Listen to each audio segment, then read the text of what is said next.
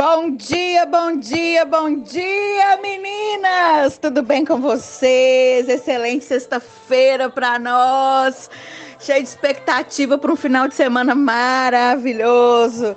Sejam todas muito bem-vindas para o nosso devocional, nossa jornada de transformação, nossa jornada de cura, nossa jornada de libertação, a jornada da mulher emocionalmente saudável. Eu estou muito feliz de estar participando desse tempo tão precioso na vida de cada uma de vocês. O objetivo do meu coração é que esse ano de 2022 nós venhamos encher as nossas vidas com a presença de Deus, nós venhamos ultrapassar todos os limites, toda barreira e viver a vontade do Pai para nós. É isso que eu desejo para você, para mim, para nós todas. E hoje nós vamos falar um pouco a respeito de liberdade. Que liberdade não é um lugar, mas um estado de consciência. Esse é o tema do nosso devocional. Vou repetir. Liberdade não é um lugar, mas um estado de consciência.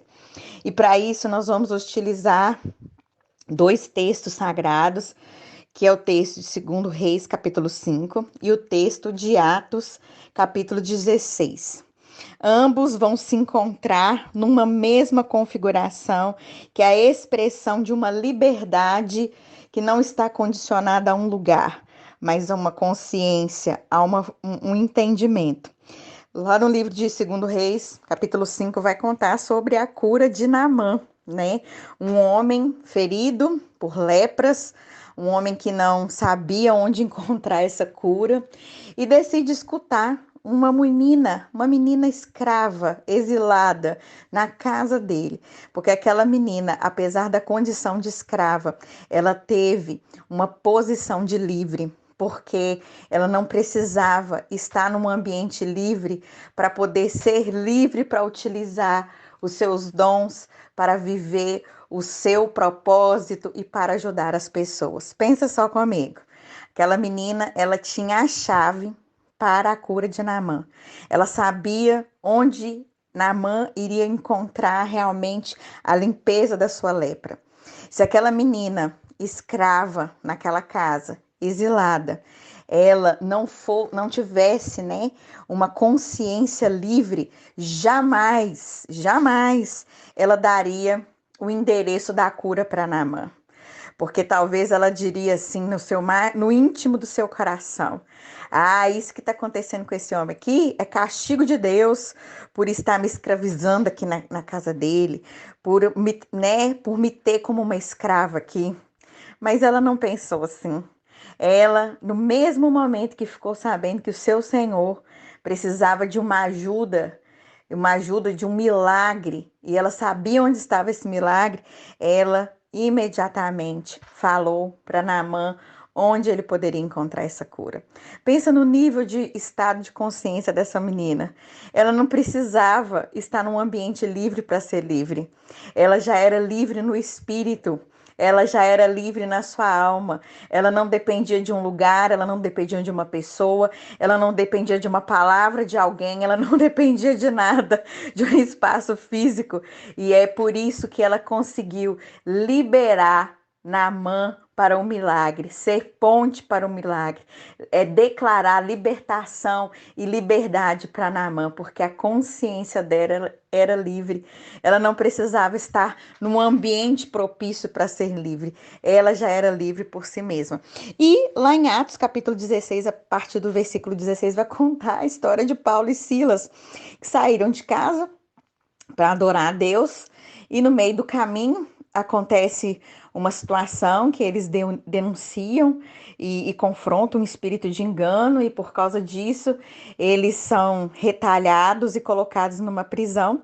E naquela prisão, né, eles, com o intuito que eles saíram de casa para adorar a Deus no templo, mesmo não estando no templo, estando na prisão, eles continuaram adorando e louvando e agradecendo a Deus, porque o ambiente que eles estavam não importavam para eles. Não era importante. O que era importante era a mente, o estado de consciência deles. Eles não precisavam de um lugar para adorar a Deus. Eles continham a própria adoração aonde que eles estavam. E eles conseguiram declarar libertação para o carcereiro. Pensa, o preso declarando libertação para o carcereiro. Pensa só nisso. Por quê? Por que Paulo e Silas fizeram isso? Porque eles tinham a mente livres. Se eles não tivessem a mente livre, eles olhariam para o carcereiro de uma maneira resistente, de uma maneira punitiva, não estariam interessados se ele queria conhecer mais de Deus ou não queria, o que fosse, eles estariam preocupados com a sua própria libertação. Mas por que eles não estavam preocupados com a sua própria libertação? Porque eles já eram livres.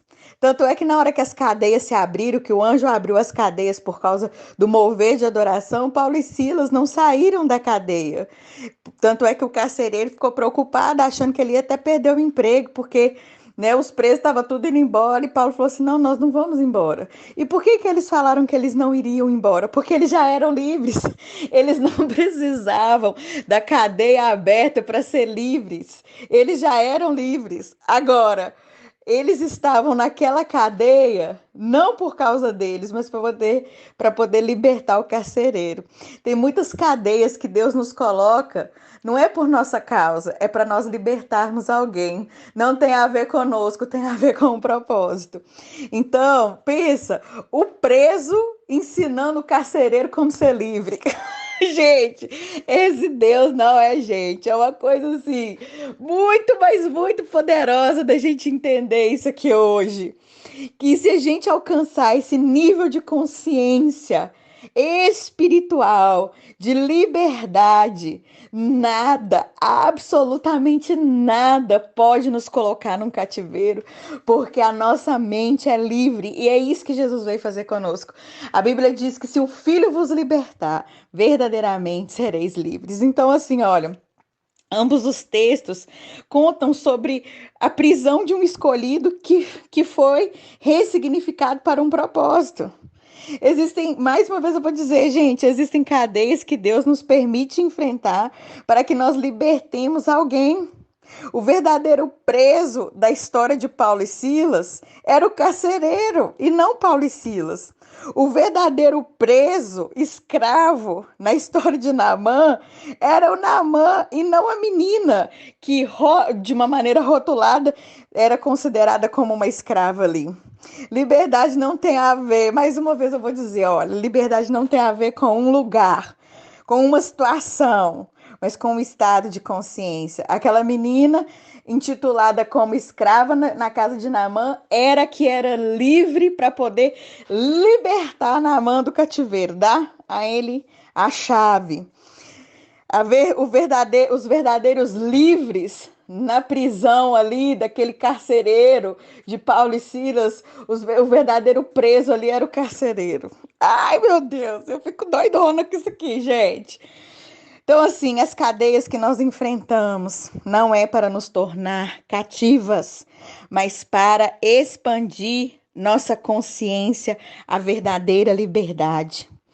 Então, se Deus está permitindo algum cativeiro na sua vida, alguma prisão, alguma coisa que você está enfrentando, que está te angustiando, que está tentando te algemar, isso aí não é para te tornar uma cativa, mas é para te mostrar que a sua liberdade é maior do que qualquer cativeiro que as situações da vida podem te colocar.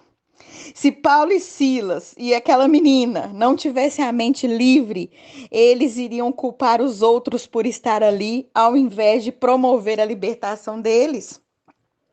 Então, tem muitas vezes, ao invés da gente ser agente de libertação, a gente é agente de cativeiro.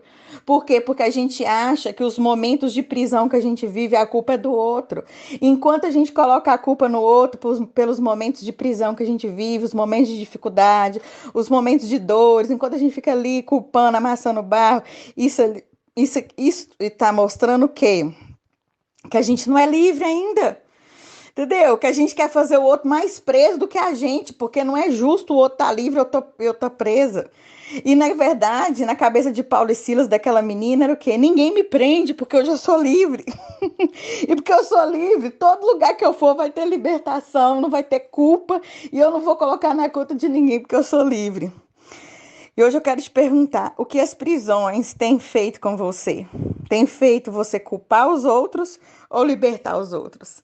Aquela menina podia aproveitar a cadeia de Naamã para culpar ele, mas como ela era livre, ela o ajudou a ser liberto.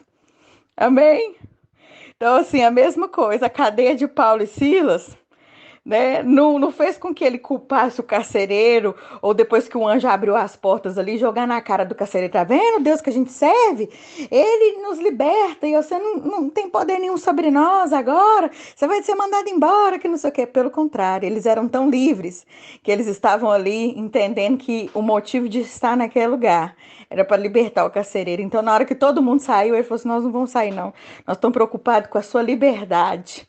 E pela sua liberdade, eu ainda me permito ficar na cadeia um pouquinho mais. Eita Deus!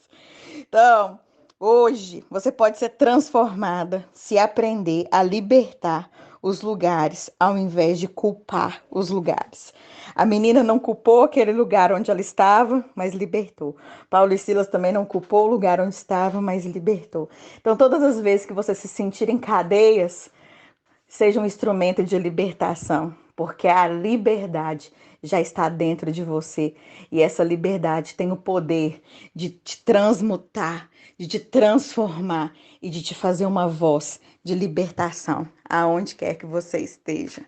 Então, o desejo do meu coração é: Espírito Santo, nos mostra, nos revela a liberdade que foi conquistada na cruz para nós.